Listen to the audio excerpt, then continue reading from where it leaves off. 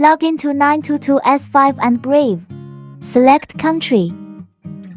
Select state. Select city. Click search. Right-click. Click on 30,000 free. Click Port Forward List. Let's copy one of them and use it.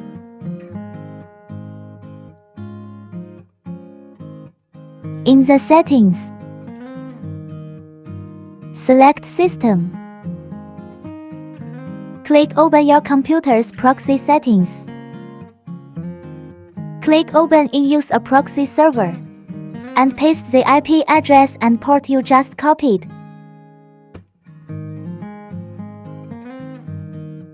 Click Save. Back to Brave. Enter IP location.com in the URL to check if the IP has changed. IP has changed.